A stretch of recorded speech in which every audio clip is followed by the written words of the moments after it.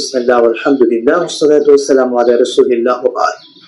দর্শক মণ্ডলী, সুন্দর এই সময়ে বিশ্বের যে প্রান্ত থেকে আপনাদের সকলের চ্যানেল 9 এর পর্দায় আমাদের সাথে যুক্ত হয়েছেন সকলকে আন্তরিক মোবারকবাদ এবং শুভেচ্ছা জানিয়ে শুরু করছি জনপ্রিয় ইসলামিক আয়োজন আল আরাফা ইসলামী ব্যাংক পিএসসি নিবেদিত বরকতময় মাহে রমাদান। প্রিয় দর্শক মণ্ডলী, এবারে পরিচয় করে দিচ্ছি আজকের এই আয়োজনের দুজন বিজ্ঞ অতিথি দ্বয়ের সঙ্গে। আমার ঠিক পাশে রয়েছেন প্রখ্যাত আলেমদিন, বিশিষ্ট ইসলামী চিন্তাবিদ, শিক্ষাবিদ এবং গবেষক ফজিলতুল শেখ প্রফেসর ডক্টর আহসানুল হাদী, সম্মানিত অধ্যাপক, ঢাকা বিশ্ববিদ্যালয়।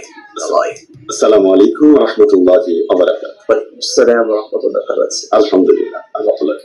দর্শক রয়েছেন সুন্দর আয়োজনে আরো একজন বিজ্ঞ অতিথি রয়েছেন জনাব মোহাম্মদ আর কামরুল ইসলাম, প্রধান খাদেম মুহাম্মাদি কাফেলা ঐক্য পরিষদ। আসসালামু আলাইকুম ওয়া রাহমাতুল্লাহ। ওয়া আলাইকুম আসসালাম ওয়া রাহমাতুল্লাহ। আপনাদের দুজনকে স্বাগত আমাদের চমৎকার আয়োজনে। দর্শক, আত্মশুদ্ধির এই মাসে আমরা কথা বলবো আত্মশুদ্ধি নিয়ে। রমাদান কিভাবে আমাদের আত্মিক পরিশুদ্ধি এটা ঘটায়, আমরা আমাদের অতিথিদ্বয় থেকে এ বিষয়ে সুন্দরভাবে শুনবো ইনশাআল্লাহ তাআলা। শেখ, আপনার কাছে প্রথমে আসতে চাই, রমাদান এবং আত্মশুদ্ধি দুটার সাথে কিভাবে ওতপ্রোতভাবে একটা সম্পর্ক রয়েছে। দর্শকদের খুব চমৎকার একটি বিষয়। আসলে রোজা শুধুমাত্র বাহ্যিক ইবাদত নয়, এটি একটি আত্মিক ইবাদত, আধ্যাত্মিক ইবাদত। এবং আল্লাহ তাআলা তার কালামে পাকে ইরশাদ করেছেন, ইয়া আইয়ুহাল্লাযীনা আমানু কুতিবা আলাইকুমুস সিয়াম কামা কুতিবা আলাল্লাযীনা মিন ক্বাবলিকুম লাআল্লাকুম তাত্তাকুন। তোমাদের উপর সিয়াম সাধনাকে ফরজ করা হয়েছে যেমনি ভাবে ফরজ করা হয়েছিল পূর্ববর্তী উম্মতদের উপর। কারণ হচ্ছে এটি লাআল্লাকুম তাত্তাকুন, যেন তোমরা মুত্তাকি হতে পারো।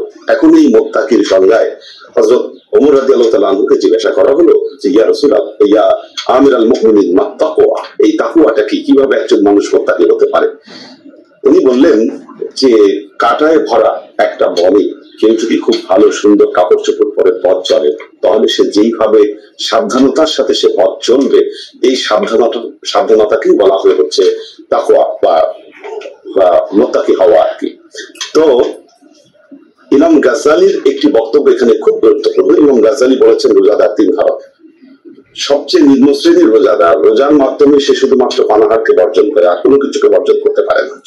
আর দ্বিতীয় শ্রেণীর রোজাদার, রোজার মাধ্যমে সে যেমনি ভাবে পানাহারকে বর্জন করে, ঠিক তেমনি ভাবে সে পাপাচারকেও সে বর্জন করে, আল্লাহ বিমুখ সব কাজ থেকে সে বিরত থাকে। আর সর্বোচ্চ শ্রেণীর রোজাদার সিয়াম সাধনার মাধ্যমে সে শুধুমাত্র আল্লাহকেই তার সাথে রাখে, আর সবকিছুকে সে তার জীবন থেকে সে বলিদান দেয়। তো এই যে আল্লাহ ছাড়া সবকিছুকে জীবন থেকে বাদ দিয়ে দেওয়া এবং অন্তর থেকে যে পরিচ্ছন্নতা নিয়ে আসা আমার অন্তরে, এটাই হচ্ছে আত্মশুদ্ধি। সিয়ামের মূল উদ্দেশ্য হচ্ছে এই আত্মশুদ্ধি আদায় করা। এবং এই ক্ষেত্রে আল্লাহ নবীর একটি বক্তব্য খুব গুরুত্বপূর্ণ। আমাদের রাসূলুল্লাহ সাল্লাল্লাহু আলাইহি ওয়াসাল্লাম বলেছেন, মান লাম ইয়াদা কাওলা যুর ফালাইসা লাহু হাজাতুন ইল্লাল্লাহি আইয়াদা তুআমাহু ওয়া শারাবাহু। যে ব্যক্তি সিয়াম সাধনা করলো কিন্তু সে মিথ্যা অশ্লীলতা এটাকে পরিহার করতে পারলো না, আল্লাহর কোনো দরকার নাই যে ওই ব্যক্তি এরকম রোজা রাখবে যে রোজা দিয়ে আসলে তার আত্মশুদ্ধি হাসিল হবে না। এখন আমরা সিয়াম সাধনা করছি, সিয়াম সাধনা করার পর বাকি 11টা মাস আমি যেভাবে চলতাম, আমি যেভাবে চিন্তা করতাম, আমি রমজান মাস আসার পরেও আমি একইভাবে চলছি, আমি একই রকম চিন্তা করছি, তার মানে বোঝা গেল যে এই সিয়াম সাধনার মাধ্যমে আমার আত্মশুদ্ধি আসলে হাসিল হলো। চমৎকার বলছিলেন। আবার আপনার কাছে শেখ আপনার কাছে একটু আসতে চাই, আমরা রমাদানের বাহিরে অন্য মাসে হয়তো গুনার সাথে লিপ্ত থাকি অনেকভাবে, বিভিন্ন ভাবে। এই রমাদানেও আমরা কেন বা মানুষ কেন এভাবে গুনার প্রতি আকৃষ্ট হয়, গুনাহ করতে বেশি পছন্দ করে, রহস্যটা কি আসলে? আসলে আত্মশুদ্ধির মাস হচ্ছে পবিত্র রমজান মাস। এই মাসটাতে আপনি ট্রেনিং যদি দিতে পারেন ইবাদত বন্দেগীর মাধ্যমে, আপনি যদি রোজা পালন করেন, নিজেকে শুদ্ধ করতে পারেন। এই নিজেকে নিয়ন্ত্রণ করাই হচ্ছে আত্মশুদ্ধি। আপনি নিজেকে যখন নিয়ন্ত্রণ করতে পারবেন, আমাদের সামনে আমরা দেখা যায় আমরা একটা ঘরে কেউ না, আমি একা, এখানে পানি আছে, খাবার আছে, আমি কিন্তু খাচ্ছি না, কারণ হচ্ছে আমি আল্লাহকে ভয় পাচ্ছি। আপনার কাছে আমরা আত্মশুদ্ধির বিষয়টা নিয়ে আরেকটু আসতে চাই। আত্মশুদ্ধি আমরা চাই গুণামুক্ত জীবন গঠন করতে। রমাদান সেই শিক্ষাই কিন্তু আমাদেরকে দিচ্ছে। রমাদান এবং আমাদের বাস্তবিক জীবন, সেটা রমাদানের পরবর্তীতে দুইটার ব্যালেন্স কিভাবে করে আমরা আত্মশুদ্ধি সে পথে হাঁটতে পারি? আসলে আত্মশুদ্ধি একটা কেউ করতে পারে। আত্মশুদ্ধি করতে হলে আপনাকে আত্মশুদ্ধির ব্যক্তির সংস্পর্শে যেতে হবে। এই যে আপনি বললেন রমজানে আমরা কেন এই আত্মশুদ্ধি হচ্ছে, কারণ হচ্ছে আপনি কোরআন কিন্তু একা কেউ করতে পারে না। কোরআনের যে কোরআন হচ্ছে পবিত্র আল্লাহর বাণী, দানিমনির কথা। এই কথাটা যিনি ধারণ করেছেন তার কাছে গেলে আল্লাহর কথার ব্যাখ্যাটা আমরা পাওয়া। ঠিক তেমনি ভাবে যিনি আত্মশুদ্ধি করেছেন, আত্মশুদ্ধি হয়েছেন সাধনা করে, সিয়াম সাধনার মাধ্যমে, ইবাদতের মাধ্যমে, নফল ইবাদতের মাধ্যমে, ওরকম একজন ব্যক্তির মাধ্যমে যদি আমরা সঠিক গাইড পাই, তাহলে আমাদের এই যে খারাপ কাজগুলো আছে সেটা থেকে আমরা বিরত থাকবো, আত্মশুদ্ধি করতে পারবো। একটা প্রবাদ আছে যে সৎসঙ্গে স্বর্গবাস, সৎসঙ্গে স্বর্গবাস। আজকে দেখেন আমরা রোজা রাখছি, আমরা নামাজ পড়ছি, প্রচুর মুসল্লি, প্রচুর ইবাদত বন্দেগী হচ্ছে, কিন্তু আমাদের চারিত্রিক উন্নতি হচ্ছে না। আমাদের ইমানি পরীক্ষায় আমরা ফেল যাচ্ছি, কারণ হচ্ছে আমরা আত্মশুদ্ধির ব্যক্তির সংস্পর্শে যাচ্ছি না। আত্মশুদ্ধির ব্যক্তির সংস্পর্শে যেতে হবে। যারা আত্মশুদ্ধি করেছেন ওইরকম একজন শিক্ষকের মাধ্যমে গেলে আপনি কিভাবে তৃতীয় শ্রেণীর রোজা, দ্বিতীয় শ্রেণীর রোজা, উত্তম শ্রেণীর রোজার মাধ্যমে বাকি 11টি মাস আপনি আত্মশুদ্ধির মাধ্যমে থাকবেন, সমাজে আপনার মাধ্যমে আলোকিত হবে, আপনি নিজে আলোকিত। নিঃসন্দেহে চমৎকার বললেন। আবারও আসবো বিরতির পরে ইনশাআল্লাহ। বিরতির পূর্বে আপনি চমৎকার ভাবে বেশ কিছু পয়েন্ট বলছিলেন আমাদের আত্মিক একটি বিষয়, যে রমাদানের সাথে কিভাবে আমরা আত্মশুদ্ধি এটাকে কাজে লাগিয়ে আমাদের বাকি লাইফকেও কিভাবে সুন্দরভাবে গুণমুক্ত ভাবে কাটাতে পারি। আমরা এই রমজান মাসটাকে মূলত কিভাবে আমল দিয়ে সাজাতে পারি সেগুলো একটু দর্শকদেরকে জানাবেন।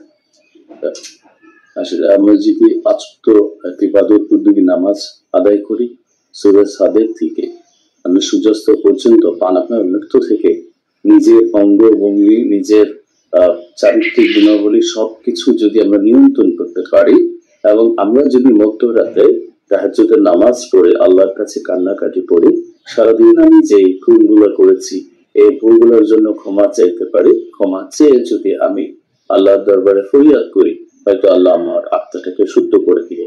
পাশাপাশি অবশ্যই আমাদেরকে আত্মশুদ্ধি যিনি হয়েছেন এমন একজন শিক্ষকের কাছে যেতে হবে, যে সম্পর্কে বলা হচ্ছে ওলি আউলিয়া এবং পীর আউলিয়া এবং তাদের সহবতে যেতে হবে। দেখুন, আমরা সবাই প্রাথমিকভাবে নফসে আম্মারার অধিকার, এবং আল্লাহ তাআলা তার কালামে পাকে বলেছেন ইন্নান নাফসাল আম্মারাতুন বিসসু, মানুষের যে নফসে আম্মারা এর স্বভাবই হচ্ছে পাপের দিকে ধাবিত হওয়া।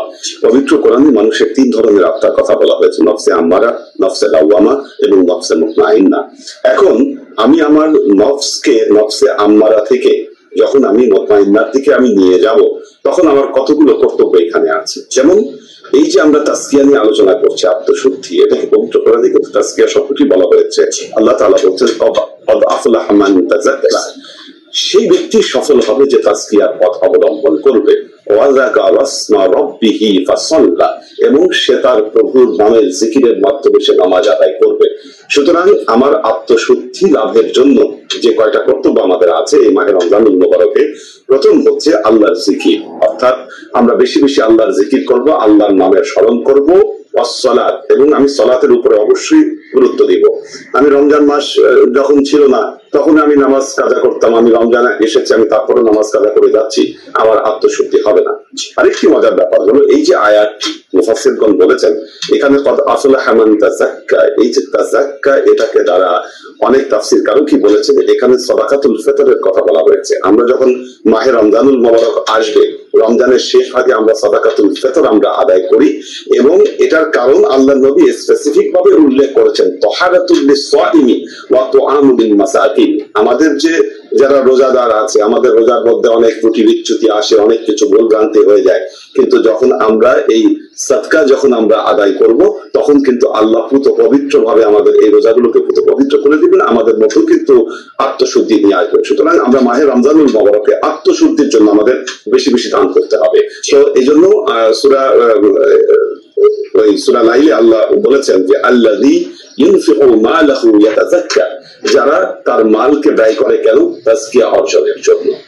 এরপরে মাহে রমজানের যে কি ভূমিকা, দেখুন এই যে সিয়াম সাধনা, আমরা যখন আল্লাহর সন্তুষ্টি লাভের উদ্দেশ্যে পূর্ণ ইমানের সাথে আমরা যখন সিয়াম সাধনা পালন করব, এই সিয়াম সাধনা আমাদের মধ্যে অটোমেটিক্যালি আত্মশুদ্ধি নিয়ে আসবে। এই জন্য আল্লাহ নবী বলেছেন, মান সামা রমাদানা ঈমানা ওয়া ইহতিসাবান গুফিরা লাহু মা তাকাদ্দামা মিন যামবিহি।